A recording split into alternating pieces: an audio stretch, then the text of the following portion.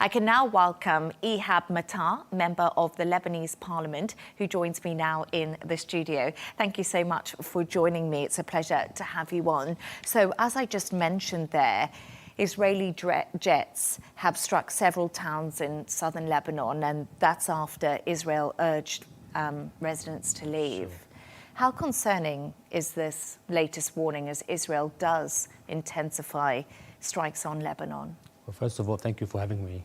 Obviously, this is very concerning. The escalation today is a sign of the obstacles we have in Lebanon to be able to start making Lebanon a better place for, obviously, our people. Now, the decision today by Hezbollah to reject all calls for negotiation between Israel and Lebanon is absurd, is irrational, and in fact is irresponsible. On the other side, now what Israel is doing is raises the question, does Israel hold any interest in an actual negotiation, or all the talks here is just to try and then buy time, and then Israel's interest in territorial expansion is an ongoing issue for us, still causes a risk that there will never be a long-standing stability in the region. Now, obviously, our concern is for the people of Lebanon. What's happening today makes us, put the question back to Hezbollah to say, your decision today in your own beliefs may be, having some, obviously, like benefits to you, but it's causing actually escalation in the region.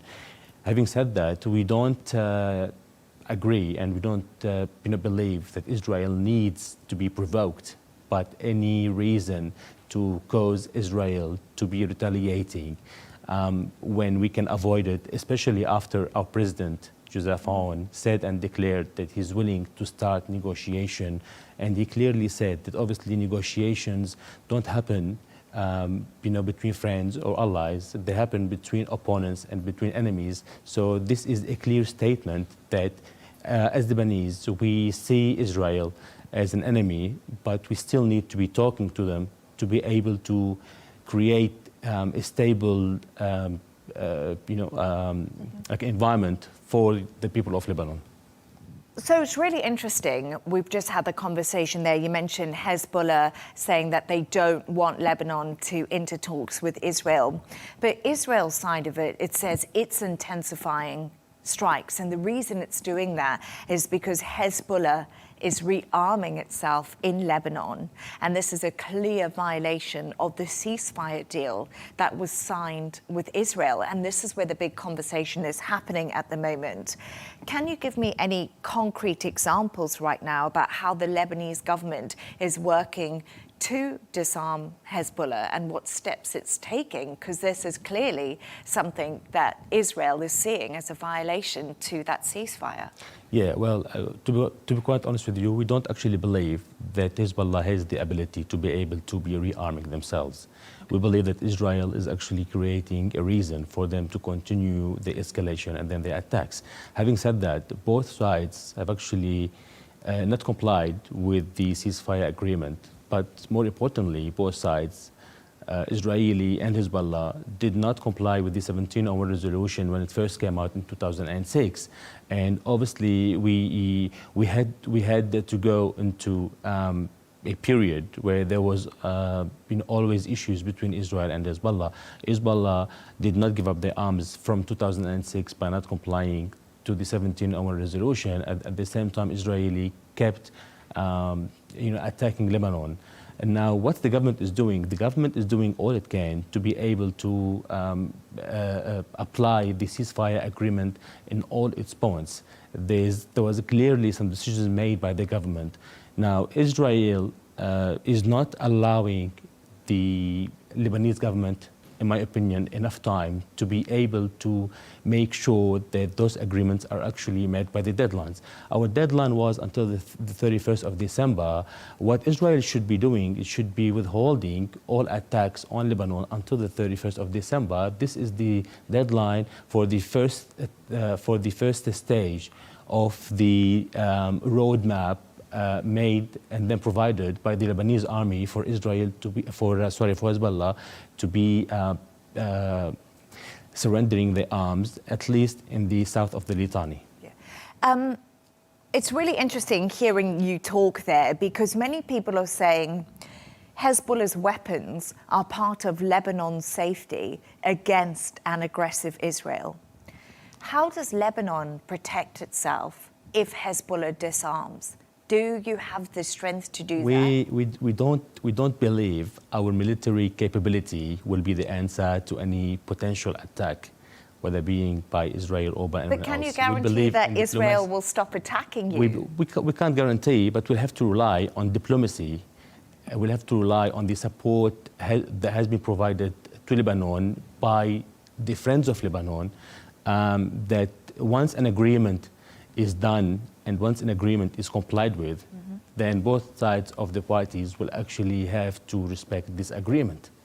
So I understand that, but we have seen what's happened in Gaza.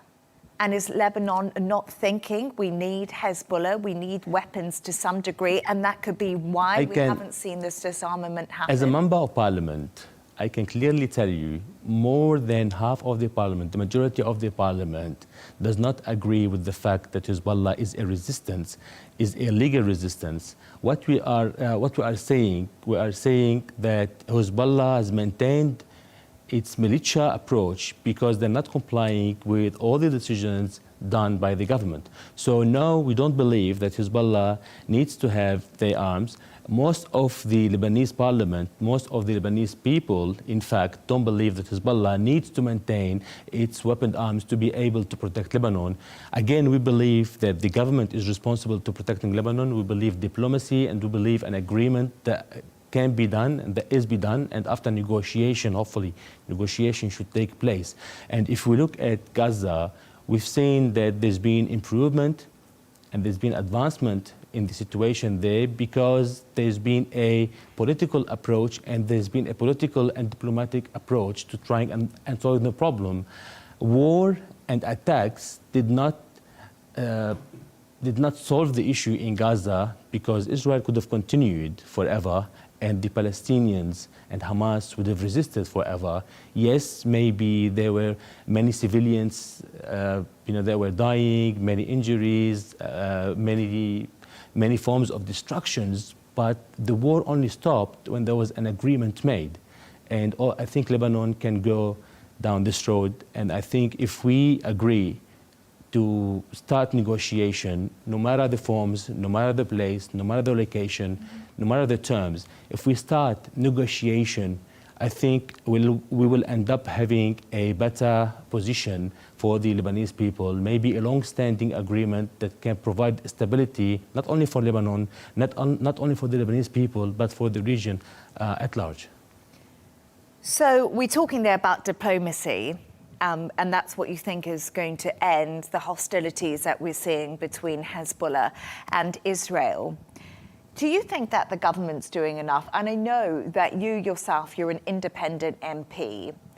What is your red line for supporting the government? When are you going to say enough is enough and go to the opposition? Do you think the Lebanese government is doing what it should be? Once I see the government working against the interest of the Lebanese people, I will definitely be opposing the government's approach.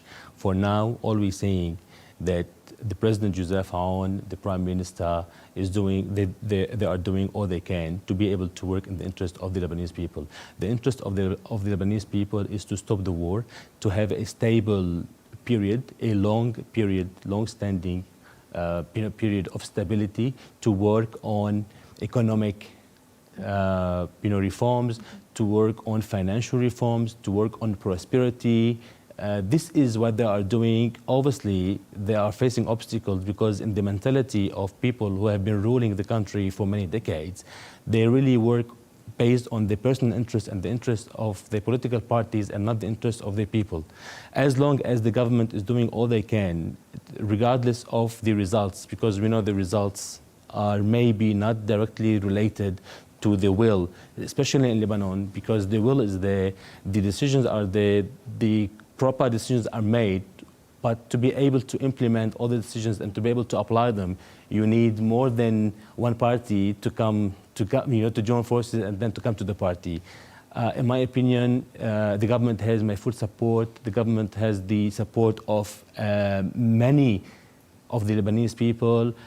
President Joseph Aoun has obviously the support from us to go back to diplomacy. And then a good example of how can diplomacy create a better environment and then solve a problem and maybe stop a war is the effort done by obviously the Arab countries and mainly by Mohammed bin Salman, His Excellency, to try and then get many countries to recognize Palestine as a state. This was a big step forward towards solving the issue. We agree that solving the issue ultimately will have to be based on the two-state solution. The two-state solution will not happen without people recognizing that there is a Palestinian state, and this is what Saudi Arabia has done. And obviously, this was a blow to Israel's plan to expansion and then to occupying Palestine. So again, diplomacy is the key. So for you, diplomacy is the key. It's been really interesting to have you on my show. Thank you so much for coming to speak to me, Ihab. It's been a pleasure. Thank you once again. Thank you for having me.